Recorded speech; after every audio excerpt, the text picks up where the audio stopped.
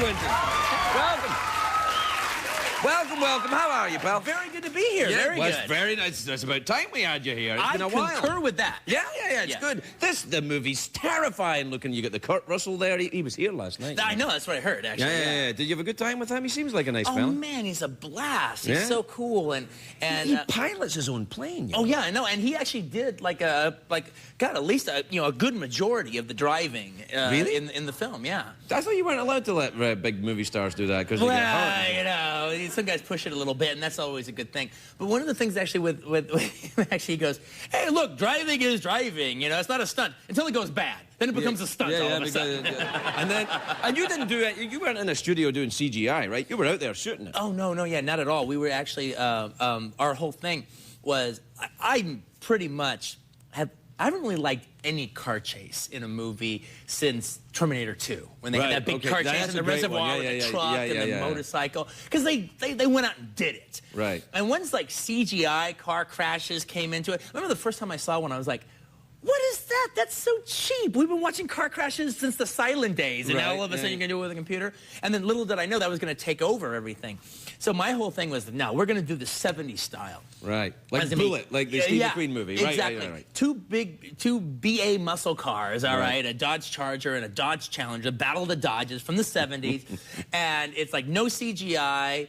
Zoe Bell, the stunt gal, she's really on the hood doing the entire thing herself, and no undercranking, which is the way you do to. What's an undercranking? What it means is it's like you're shooting it a little faster so the car will look like it's going faster. Right. No.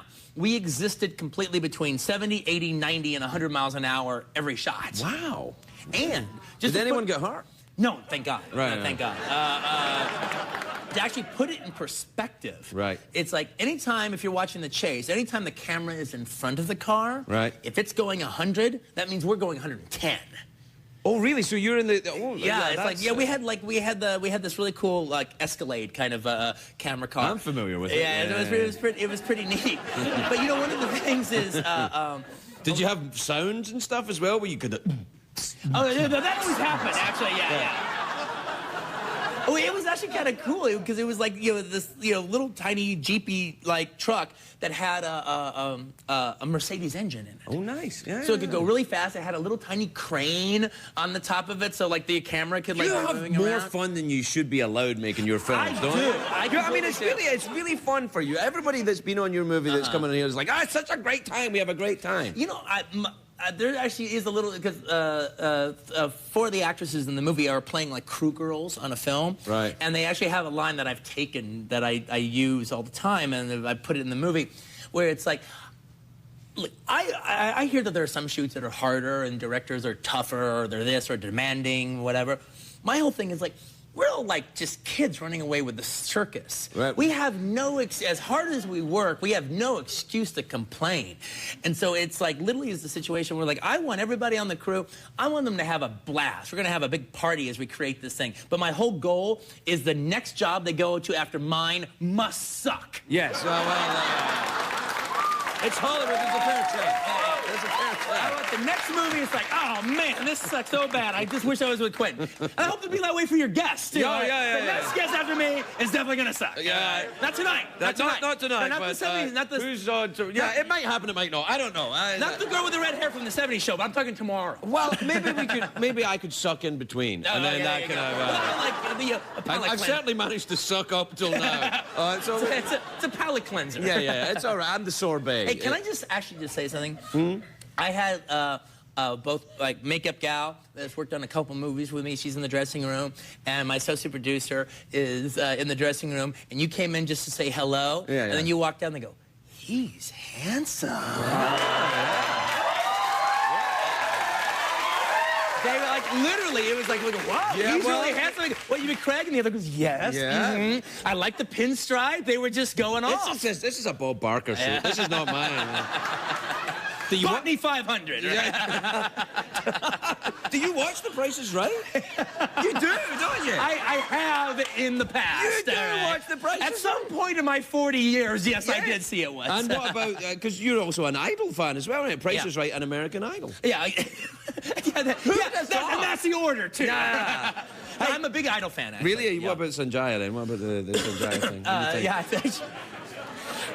I actually do like Sanjaya, excuse me, sorry. Sorry about that. No, you were right. You were right. That was a Freudian slip. And I look really good. And I look really good in a Freudian slip too, by the way. Yeah.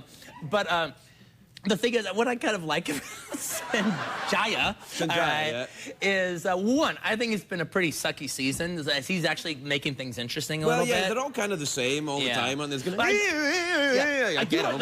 I'm a huge Jordan Sparks fan. I think Jordan Sparks is terrific. Right. But having said that, the reason I kind of like Sanjaya is he actually reminds me a little bit of my very first girlfriend. So I actually do kind of want to keep him around. No. I haven't talked to her in 10 years, so it's like visiting her, all right, by seeing him on the show. No, you know what? She didn't have the mustache, by the way, all right? Yeah, all right, but everything else is... You know, I think I'd like to see Sanjaya in one of your movies. Maybe a brutal death scene or something. Actually, maybe he was playing the Gimp in Pulp Fiction, and you never know. No. We gotta take a break. We'll be right back with Quentin Tarantino, everybody. Welcome back, everybody. Scary boy. Rapist number 1. That's for my character by name. Welcome back, everybody. I'm here with Quentin Tarantino, in case you wondered who it was.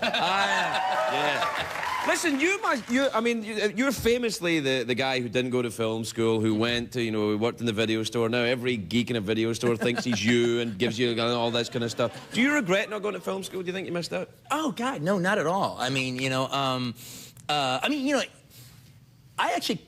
Not only did people say, oh, so you quit high school. No, I quit middle school. I never spent a day in high school. I quit in the 9th grade. So what age would that be then? That is, I don't know. About 15-ish? Yeah, 14, 15. Right, 14, right. That's when I gave up on school as well. Well, the thing is, Don't try that, kids. It doesn't work out. Yeah, really, Yeah, exactly. We're here to tell you. Yeah. Although, if you're...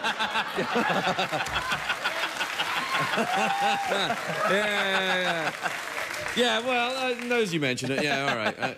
But the thing is, though, about it was, look, I hated school so much because, part of the American, and I think it's just gotten worse as time has gone on, part of the American school system pretty much is set up that, there's no accounting for the people on this side of the line, and there's no accounting for people on this side of the line. It's all about this, and it's kind of like a cattle herd, and if you either move with the herd or you don't. Yeah, that's not just American. That's where I grew up as well. It's got to probably be every place, actually. And I couldn't keep up with the normal kids. I was always the dumb kid in school, so go figure, I didn't like it. But the thing is, little did I know when I quit that early, that if I had stayed, I have no regrets at all, but I actually would have liked college. I think I would have liked college too. If I'd have gone straight from around about puberty right into college, I'd have been good. Yeah. Well, I did actually have... I'm serious, I have. I'm hearing you. Yeah. I actually ended up having my college experience to one degree or another with actually that first girlfriend. Sanjaya. Yeah.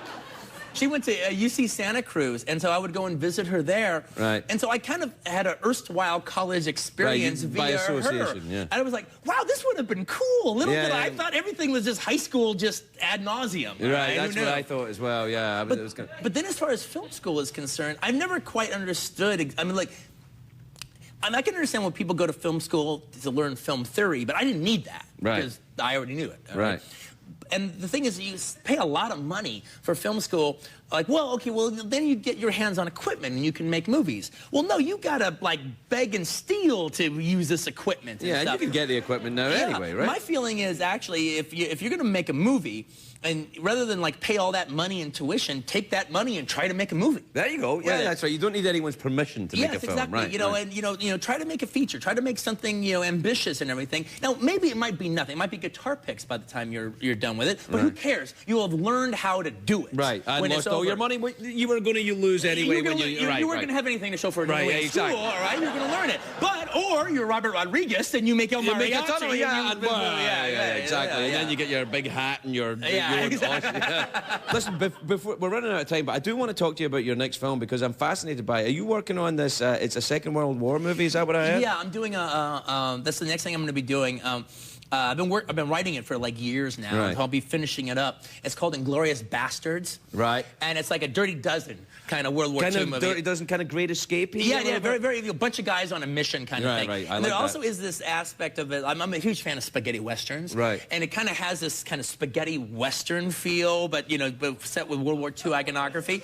So like, if it had a subtitle, it would be Once Upon a Time in Nazi-occupied France. Oh, nice. I like that. Yeah.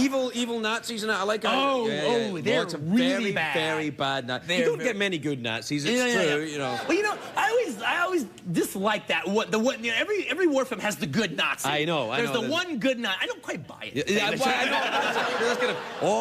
I've got to go along with swastika just makes it. Yeah, it's not a good thing. No, I totally get it. I loved The Great Escape. I thought it was a great movie. Great Escape not only was one of my favorite movies of all time, it has one of my favorite endings of all time. Yeah, I know, that ball against the thing. And the wee Scottish guy that was next to Steve McQueen. I like that little He goes guy. crazy. I love the Scottish guy. Yeah. And then, but also that was actually the first film that I ever bought on VHS. All right. When I was like still a kid, and my mom bought me a VCR, and she said, you can buy one tape. And this is like when tapes cost $89. Right. All right, it's crazy now. Right? And I was like, I want The Great Escape. Yeah, I know. And to be able to watch, because they actually showed The Great Escape in America like every year on TV, like split in two. Yeah. In Britain too, what they do is show it every Christmas. And I always watch because at the end with the motorbike scene, Steve McQueen got so bored waiting around, he dressed up as a Nazi and chased himself. Yeah, right. Isn't that awesome? And one of those things is like I couldn't believe it. Oh my God. I can watch The Great Escape anytime I want. I love that. It was the magic of VCR. That's all right, great. at that time. We're totally out of time, Quentin. I'll come back and see you anytime. I promise.